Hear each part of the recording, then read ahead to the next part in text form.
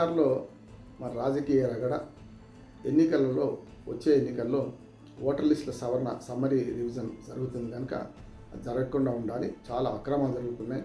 వలస ఓటర్లు ఎవరైతే మన దేశంలో ఇతర రాష్ట్రాలకు పోయిన వలస కార్మికుల ఓట్లు తీసేస్తున్నారని పెద్ద ఎత్తున ఆందోళన చేస్తూ ఇండి కూటమి అంటే ఇండియా కూటమి ఏదైతుందో కాంగ్రెస్ పార్టీ ఇతర పార్టీలన్నీ కూడా ఆర్జేడీ ఇవన్నీ ఆందోళన చేస్తున్నాయి.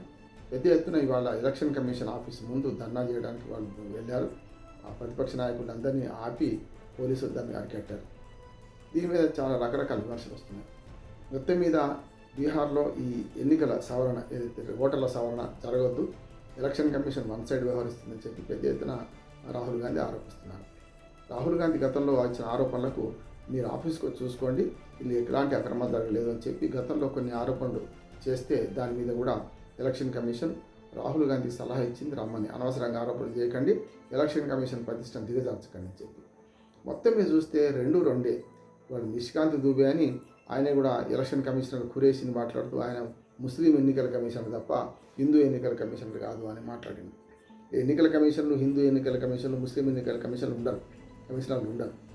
ఎలక్షన్ కమిషన్ ఇండియా ఒకటే ఉంటుంది. దాని పక్షపాతం ఉందా అంటే చెప్పొచ్చు, కానీ ఓటర్ లిస్టులను మార్చే అంత పక్షపాతం రాజకీయ పార్టీలకు ఉన్నంత పక్షపాతం అయితే వాళ్ళకు ఉండదని నేను అంటున్నాను.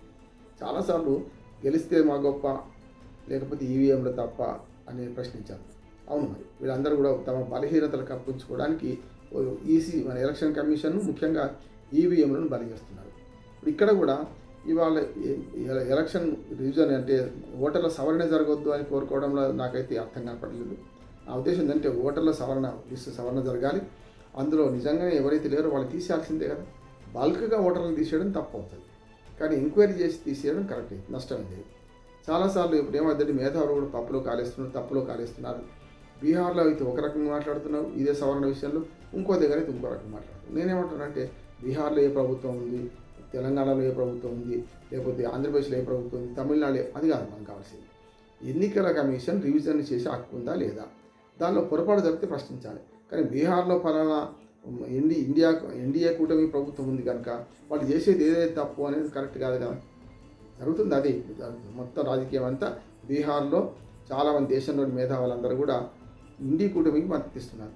ఎందుకంటే అక్కడ ఉన్న ప్రభుత్వం ఎన్డీఏ ప్రభుత్వం కనుక. నేను అది కాదు, నేనేమంటున్నానంటే అక్కడ ఎన్నికల ఓటర్ల సవరణ జరగాల్సిందా లేదా, ఓటర్ల సమ్మరీ రివిజన్ కావాలన్నా, కొత్త లిస్ట్ తయారు కావాలన్నా, వచ్చే ఎన్నికలకు ఇప్పుడున్న అప్డేట్ లిస్ట్ కావాలన్నా అవుతుంది. చచ్చిపోయిన వాళ్ళ పేర్లు తీసేయాలి, ఊళ్ళో లేని వాళ్ళ పేర్లు తీసేయాలి, రూలే అది కదా. లేకపోతే వాళ్ళు రప్పిస్తారా రావాలి అని అంటే చాలా ఓట్లు పోతాయి అంటున్నారు. వలస కార్మికులు ఎక్కడి నుంచైనా నమోదు కావచ్చు కదా. ఒక్క దగ్గర ఓట్లు ఉండాలి, ఎక్కడో 2 చోట్ల ఉండొద్దు.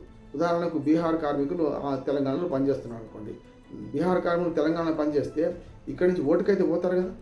అందుకే ఇప్పుడు ఆంధ్రప్రదేశ్ రాష్ట్రం విడిపోయిన తర్వాత 2 చోట్ల ఓట్లున్న వాళ్ళు ఉన్నారు, ఇక్కడ అక్కడ. మరి వాళ్ళు కూడా వస్తున్నారు కదా, అక్కడ ఓటేసి వస్తున్నారు కదా. మరి నిజంగానే నివాసమే ఉండాలనుకుంటే మొన్నటిదాకా 10 ఏళ్ళు ఉమ్మడి రాజధానిగా ఉన్నప్పుడు హైదరాబాద్ ఉంది ఓటు, చంద్రబాబు నాయుడుతో సహా కుప్పల్లో ఓట్లేదు మొన్నటిదాకా.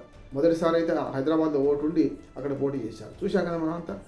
కనుక సమస్య లేదు, హైదరాబాద్లో ఇల్లు ఉంటున్నాయి. ఆంధ్రప్రదేశ్ రాజకీయ నాయకులందరికీ కూడా హైదరాబాద్ ఇల్లు ఉన్నాయి. హైదరాబాద్లో వాళ్ళు మనకు ఒక విడిదిగా వాడుకుంటున్నారు. అక్కడికే అసలు ఒక రకంగా చెప్పారంటే ఆంధ్రప్రదేశ్కే చూపుగా పోయేస్తున్నారు.